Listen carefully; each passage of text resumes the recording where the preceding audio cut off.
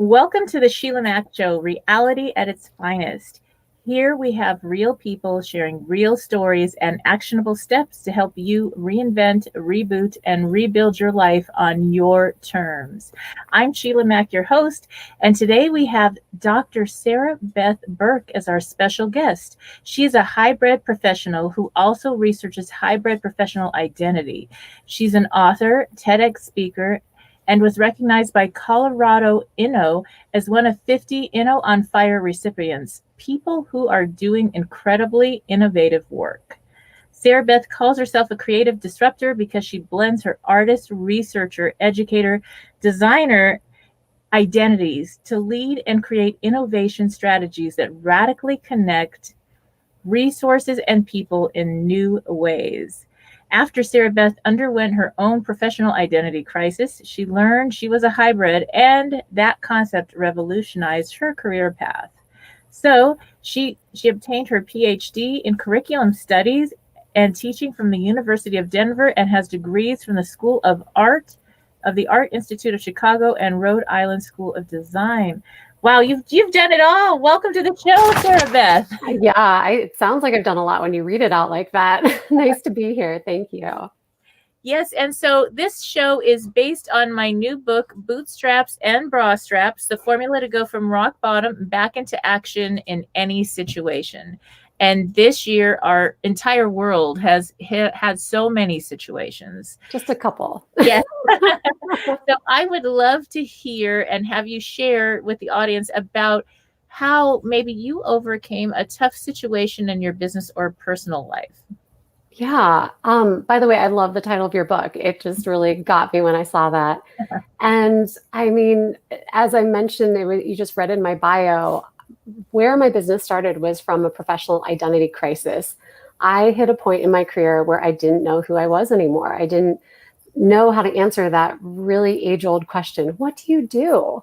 And so I felt lost and confused because I was teaching at the time and I felt like I was stuck in this box. I wanted to do so much more for the world. I wanted to be a leader and a transformer, but people just saw me as a teacher. And I was like, how do I change and be the person, fully realize the career and identity I want to have? And that led me on a journey to go get my PhD, which turned out to be a really reflective time because I didn't want to introduce myself as a student. I was back in school, but I wasn't a teacher and I just didn't know how to introduce myself. And what I learned is that people are more than their job titles. A job title is just a name that's been given to you, but who you are is so much more than that. And I started to look at myself and realized I have at least 4 really important primary identities that are being an artist and this educator and a designer. And I needed to show up in my work using those. Mm-hmm. But when you list them out like that, you just sound like a lot of things, a lot of different things. And it's confusing, like how do those fit together?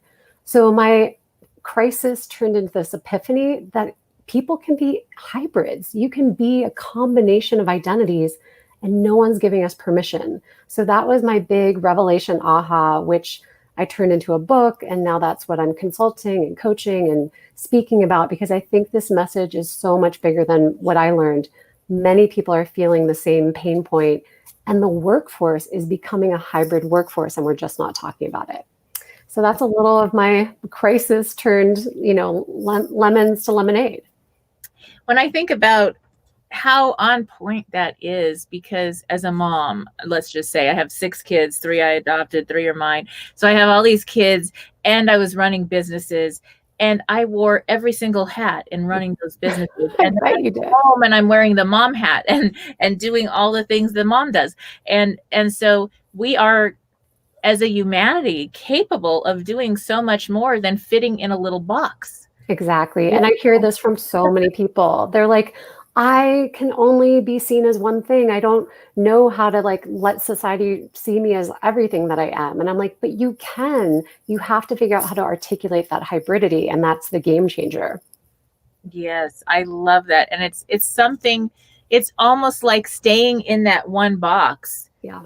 You're hiding your talents, your truths, and your skills that you could contribute, whether you're running your own business or working at a company. They might not know that someone in the engineering department could lead the safety team or whatever. Now, I started at JPL at 18, and I was doing programming for the money. It wasn't my best job, but I did it for 3 years, and I ended up teaching safety and leading courses. That was like me. I can program. I just don't like it that much. And so you're kind of guided, but they learned about it kind of the hard way. Somebody didn't show up for the meeting, and I said, I got it. I can do it. No problem. And half the words I couldn't pronounce. So everybody was laughing. Nobody fell asleep. It was awesome. And we got our safety check done for the month. And every month we had to do a new one. So with awesome. the safety. So it's funny how that shows up. Ask your employees or people on your team, people you're working with, to share about their other talents. It's not a dirty little secret to have more talents to contribute. So true. Yes, it makes all the sense. So I think we forget to talk to people about their identity. And typically, I think work gets thought about in terms of your passion and purpose, what you're good at and what you love to do. But we forget to ask people, what do you call yourself when you're doing that? Like, who are you? And no one realizes they get to name themselves. Mm-hmm. They can invent how they want to be seen in the world. I love that. That is so true. Now, I'd love to hear a little bit about your journey getting a PhD. Were you still working at the same time? Oh, yes. I was doing it all, right? I mean, so I was working full-time running this creativity entrepreneurship program, and my background was all in art and art education.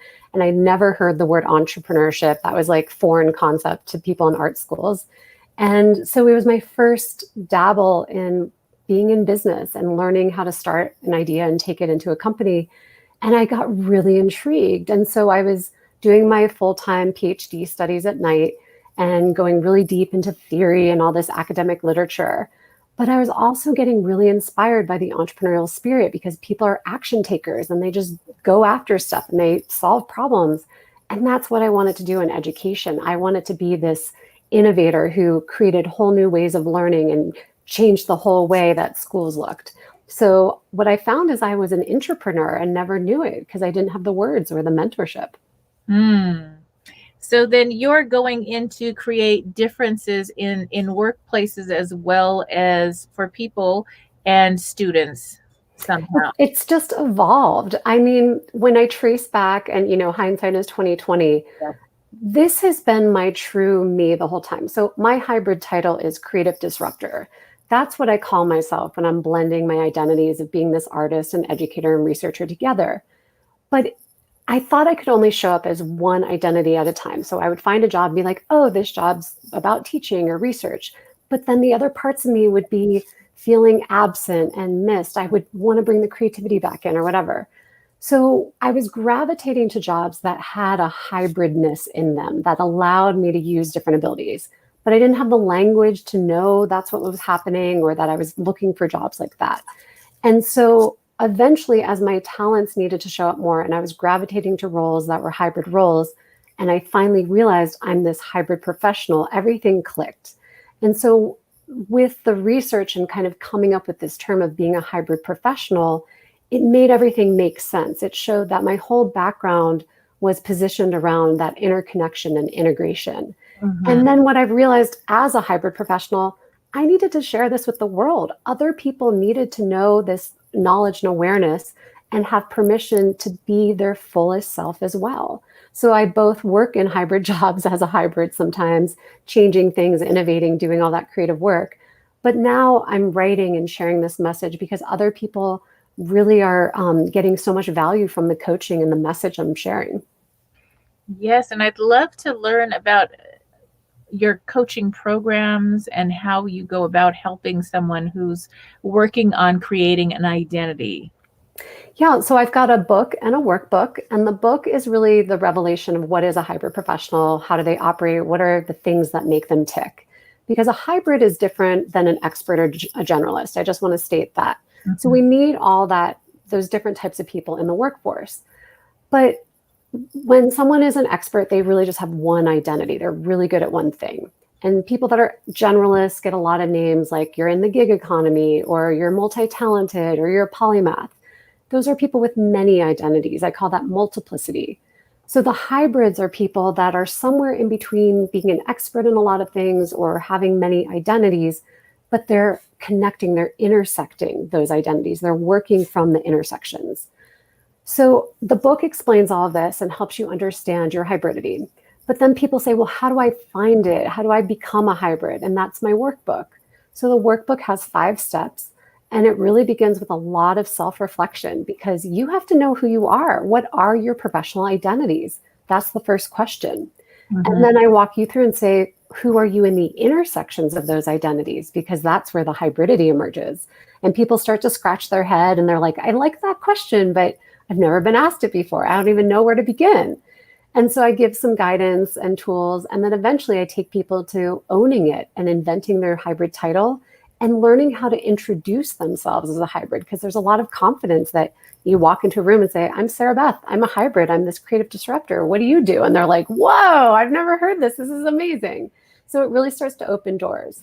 The transformation I've seen for people, usually when they're in some kind of career transition or just struggling to define themselves, they go from feeling kind of clueless and confused to feeling so empowered and so clear and articulate. So it's really a process of giving people those tools. And I do that through an online course. I also offer coaching, and I do some webinars and different interviews like this too.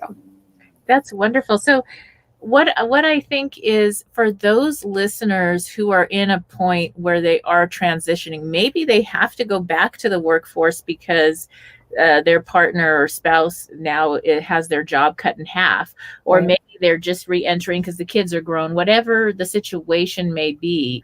Maybe you thought that you had this dependable job and the whole business is gone now because of COVID. So this is a great time to use a book like this and programs like Sarabeth offers, where you're able to redefine who you are, especially if you maybe took a couple years off to do other things like family, which a lot of us have to do sometimes. And to be able to get into the right position is when you're able to define your hybrid title in a way that people are looking for exactly that. I know I've had many employees, I've had gift stores and running businesses for forever, since I was very young. I started at 23. I would have loved to have something where I could really get to know. I know I do the DISC test and some other tests, but to get to know who the person is applying, what they can actually bring to the table. Thank you. I mean, you hit the nail on the head. I think this idea of defining who you are is just as important as finding your strengths finders and your other skills in your work. Because when you show up for an interview and people say, tell us about what you do and what you're good at, and you just start to sound generic. If you're like, I'm good at coaching and marketing and sales, your hybridity is your differentiator. It really is that unique value that you bring. So if you haven't done the work to reflect on, what am I good at and how do I express that as my identity, then you don't really stand out. So this is a process of redefining yourself and also finding your value. Yes. And so I think that's really important. I remember one young girl, she signed up as a cashier at the store. And I was like, okay, great. Really, nice young girl. She was going to college and working, and she did an okay job. She was kind of shy, which is interesting because she wanted to be the cashier. And one day, one of the ladies that does all the design work in the store, they redesign the little vignettes and this and that. She called out sick. And what happened was Andrea, the cashier, she said, do you mind if I help out with the displays? Because it's a little slow right now. I think it was summer, a slow season for gift stores. And I said, sure, go for it. The worst thing is I have it fixed tomorrow, like have fun.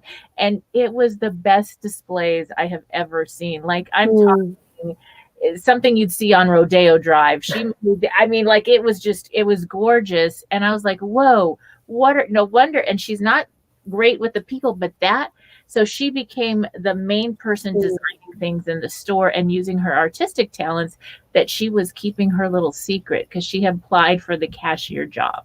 That's a great story. And that happens all the time. Yeah. And here, as somebody running a business, I'm like desperately looking for people to do things. And when they have a talent for it, that's like gold. And Absolutely. they could be doing 2 or 3 things. My other example is my sales manager. See, now I had over 100 students come through my store. I worked with the government and created a job training program for at-risk youth. So they emancipated from foster care and they would work with me. Nobody wanted to hire them. And they would do a 6-month training program. So I needed a manager. I found her at Nordstrom's. We became friends. And and then I found out she had a background as a social worker. Oh, wow. So she was, and she could sell things too. And I was like, you have the job as the manager of this store, because the heart of the store was those kids and that open source learning environment. Everything else was just having fun. And so I was able to buy a whole bunch of, I bought the other 5 buildings in California with the proceeds from the store. So when you're in your talent, your truth, and you're giving back, the blessings will show up. And one of the things I did very young, I started out with, I needed everybody on board. And even the kids that came to me, everybody, I was like, what can you do? And we'd have these breakfast meetings and we would talk about creativity and how to make more money and we'd split the profits. And we just had a blast, and everybody was able to go outside of their little box. Yeah, more than their job title. Yeah, right there. Way more than their job title. And many of those kids, now this was a long time ago because I have kids that are in college and above now. So it was a long time ago when I was 23. And, those kids that went through my program, I still know most of them today. A lot of them have their own companies, or they work and they're in creative industries doing what they love. So it does make a difference. Those are great stories. I love how you showed up and talked about, being a manager and having a social work background and working with kids. It all intertwines, and it's the relationships between those different identities where your true identity emerges. And that's where it gets really interesting. But to shed light on that, that's the gift. It's like, you have to be able to find that about yourself. Yes. And I mean, this can go into your book and what you're doing can go into so many other areas of life when you think about it. Relationships, sometimes people are dating and they show up as what they think the other person wants to see.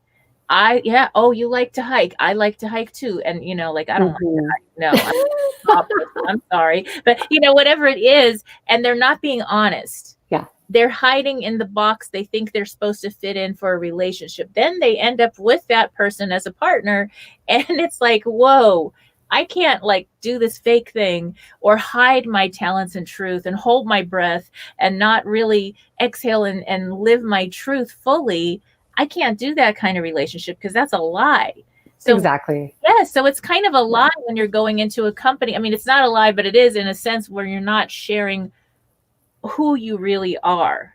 No, I completely agree. I mean, in that relationship example, you end up leaving the relationship. You realize it's not the right fit. And when I talk to professionals that are really having this hybrid identity, but they're trying to be one role, they get frustrated with that job. They end up leaving it. And so when I meet them, they're like, I look like a job hopper. My background is all disconnected. I have this non-linear career path. What's wrong with me? And I go, nothing's wrong with you. You need to tell your hybridity as a story of your power and your value. That's what we have to figure out. And they're like, wow, it's an asset. This isn't a detriment. And so it's this huge relief for them.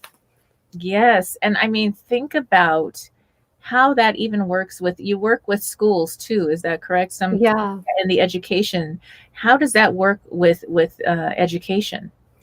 Yeah, I mean, I've worked with entrepreneurs and physical therapists and CEOs. I've worked with so many different people from different walks of life. And essentially, teachers are more than teachers. I mean, that's how I felt. They're like class managers and they're therapists and they're, creating content and they're doing so much more than just educating. And every teacher has their own hybrid sauce of how they make learning come to life and why students connect with them. And yet we just kind of dumb it down and say, oh, you're just a teacher. And so it's this facade. I really believe we just have stretched the reach of language, right? If I meet one more person that calls themselves a coach or a consultant, I'm like, tell me what type, like define and decipher who you really are. That's so true. I mean, I remember that was the question I never loved was, what do you do? And I was like, how long do you I know. when you're running businesses and running a family with 6 kids, it's like, when do you sleep is a better question. I bet. So, and then you get used to it. Now that my kids are grown, it's like, okay, like I can't like do nothing, because I wouldn't even know. That would be hard for me. That would be torture. That is not something I can do. So everything else is, as long as I'm having fun, it's okay.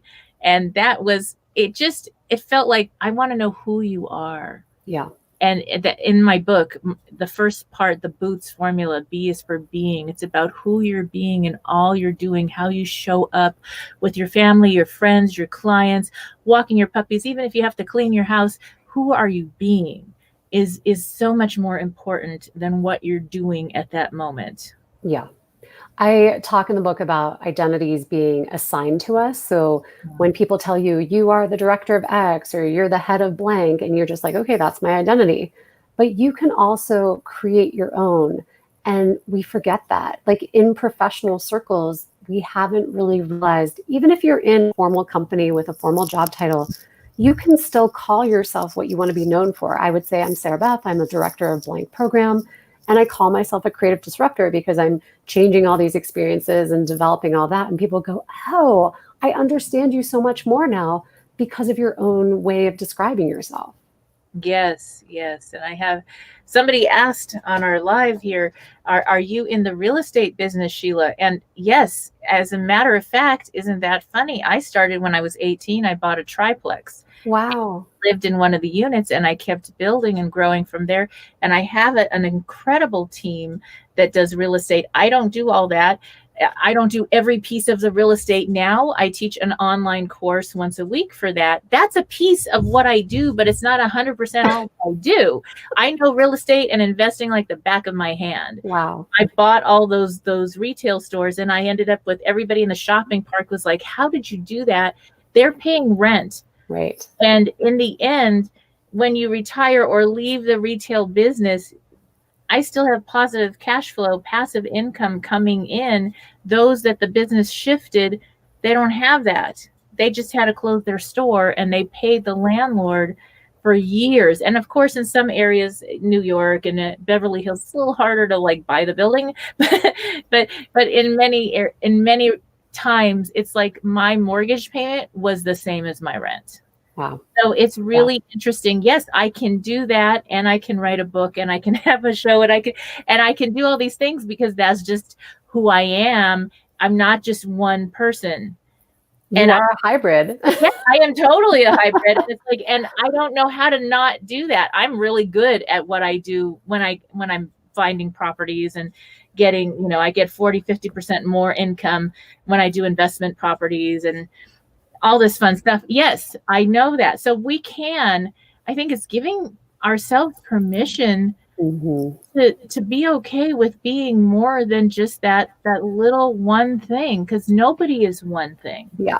It's a big deal to give people that permission. You'd be surprised when you just see that light bulb go off in them of like, I'm allowed, like it's okay. I don't have to hold back or contain myself. And it's a big deal for people. Right. And it's like that thing that Marianne Williamson says, that actually, our greatest fear is, the poem, and I don't want to waste time and say the whole poem, but it, everybody listening probably knows this, and I'll put it in the comments. And that is why are we playing so small? Yeah. Even with our titles, our identity is everything. And when you change your identity, people say you have an identity crisis. So reinventing your life, that's a big part of my book. I have a whole chapter on reinventing your life, and it's really changing your identity. When people get a divorce, when they go through a loss of a loved one, when they have a career shift, many times because they're tied to wife, mom, or whatever that career was. I'm the manager at XYZ company, and I'm that company. then they have an identity crisis. And Absolutely. that's it. So Yeah. it's, guess what? You can just write a new identity. And this time, and that's the thing with my book, is also it's on your terms. This time you get to do it on your terms, not somebody else, not society's, what they want for you. It's your terms. Yeah, I love that. It is on your terms. And it's also a really deep reckoning with yourself, because I think people don't actually take the time to sit and look at what have they done in their work, not the titles they've had, but what have they done and how do they do it? Because hybrids typically invent new processes. They're really good at seeing patterns and themes that other people don't see. They just have unique qualities of working that they take for granted. They're just not paying attention to themselves. So I help people kind of turn on that light switch of consciousness and realize you have all these attributes and you just need to name it something. It's been with you this whole time. Let's pull it forward so you finally realize it. Yes, I love that. That's beautiful. So, what advice would you have for someone who is having that identity crisis right now, or really wants to, like, is so tired of that "what do you do" question, wants to reinvent their title? Yeah, my first question to people is, what are your professional identities? And what I notice is people can't typically answer that succinctly. They start listing a bunch of different things. Half the time it's things they don't even want to do or want to be anymore. So you need to focus on the professional identities you love and the ones that light you up and you enjoy the most. And I say, start with just naming that list. Then I say, narrow it down, because you have a core set. I call them your primary professional identities, the ones you use the most. They show up every day. The other ones are important, but they're not as frequently used. So when you look at your list, you narrow it down to your top 2 or 3, 4 at the most that are those primary ones. For me, that's the artist, educator, researcher. And then I say, draw a Venn diagram. And you put those identities in the Venn diagram and you say, okay, who am I in the intersections? Now, that question is hard.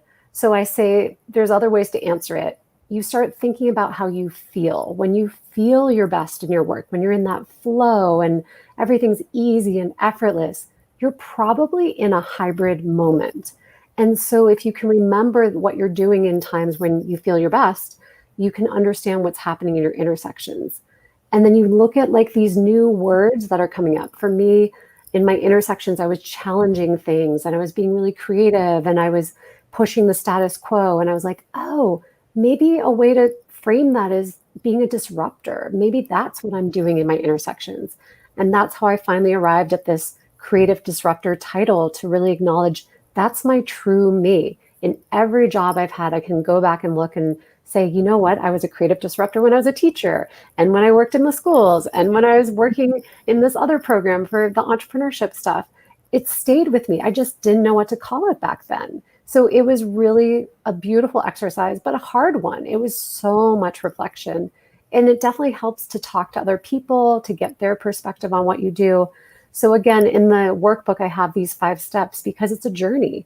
It's a really beautiful process of peeling back these like beliefs and these old words and terms you've used about yourself to start to get to the deeper you and define it with a new set of language. Beautiful. I love that. Yes. So, well, now during your journey to discover that, how many times did you maybe hit a wall, or where you went somewhere and you said, hey, I don't really want that position, or you had to leave because it just didn't fit anymore? So you're asking where I crashed and burned. Yes, yes. Yeah. And how you got through that, because that's going to happen when you're discovering your identity, I believe. Definitely. And just part of life and growing and changing. So even just in my last role, I pushed too hard. I was asking them, well, why are we doing it this way? And why can't we spend money this way? And have you thought about this or that? And they were like, you don't listen to the word no. And I was like, you're right, because innovators don't want, like, if they hear no, that's the challenge. So I'm going to find a different way to do it. And that wasn't a good fit. So, we had different visions for how the work should be done. And I think it never feels good to be told like this isn't the right time or the right job for you.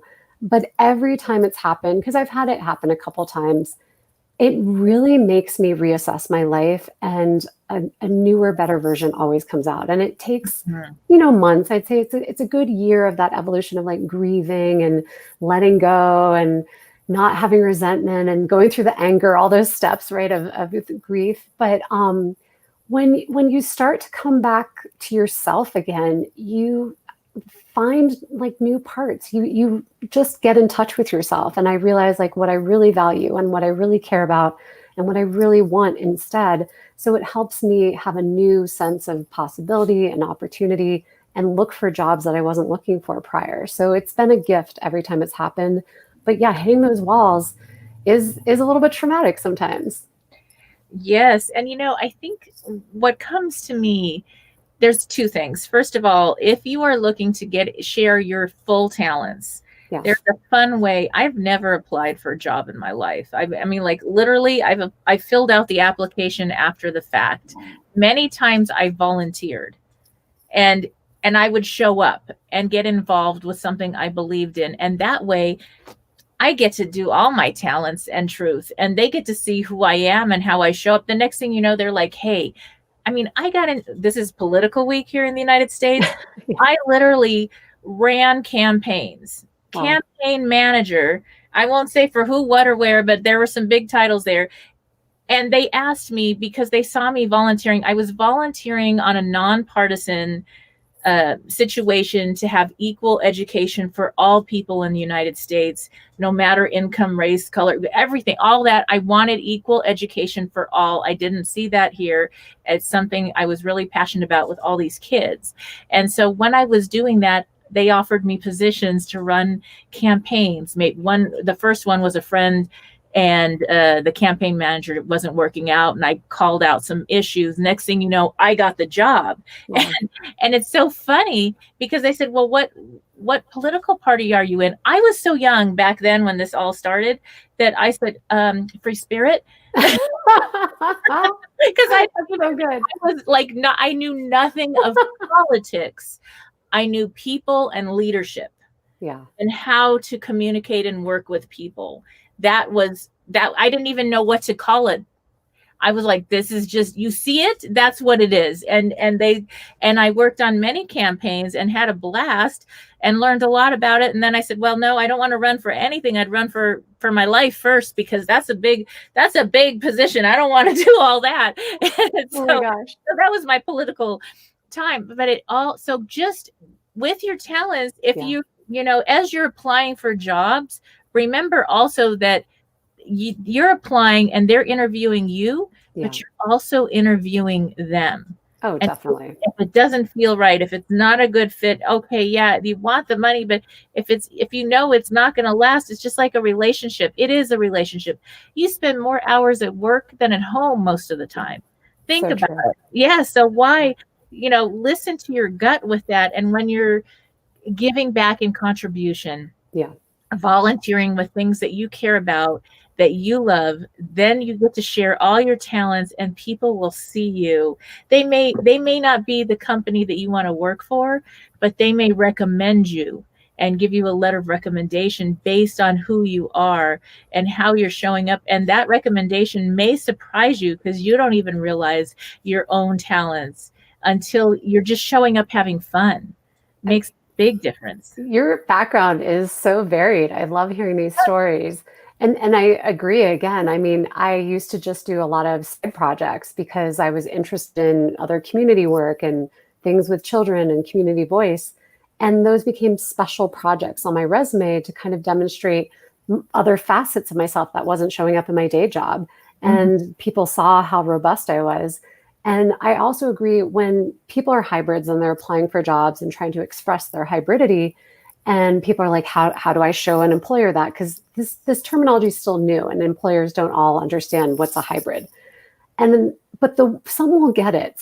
If you explain it to them how you have these different parts and that's your value add and that you integrate and that's why you should be hired, the employers that understand the importance of that hybridity are the right jobs for you. And ones that don't understand it, they're like, that makes no sense. You don't want to work for them anyway because they'll limit you. Mhm. So I use that as a factor for people to understand that's a marker of fit or not too. Right. Yes. And if you are this year thinking about changing careers or getting a side business, if you are a hybrid, like most of us really are, Yeah. may be able to become an entrepreneur and do your own business Yeah. and have fun with that as a side business. I have a few people that I know that I've been working with that actually they got laid off based on the COVID because of whatever the company shut down. Mhm. So they started working on their talents and truths. Well, now they're making 3 times, 4 times more money than they were making at the job, and they're not Wow. going back. No. So it's just, it expanded. So this universal pause in some ways is a gift to reinvent yourself. Completely. And work is changing into hybrid work. I mean, the word hybrid has suddenly become this popular word of hybrid learning, hybrid events, hybrid work. I'm like, everything's hybrid all of a sudden. Yes. I mean, imagine a lot of us have kids at home and we have to work from home now. So now you've got to figure out homework, work life, home life, kids. Maybe you got a puppy, a cat, something else going on, and you've got to change the whole environment of how you're living and working. So that has been a challenge and a gift for many people this year. Yeah, my dog's been nudging me during the interview. That's my challenge right now, too. Well, and you know what? Our pets, I really think our pets are like us, because like my little puppy dog, I have a new puppy, and let me tell you, she's gone to board and train twice. And they said she just needs to come back in a couple months again. Oh And my gosh. so she does not follow the rules or the rules so well. She's more of a leader. What can I say? She takes after you. She's like, I got this. What? You want me to do what? Oh my gosh. So, and she, but you know what the funny thing is, she is so loving.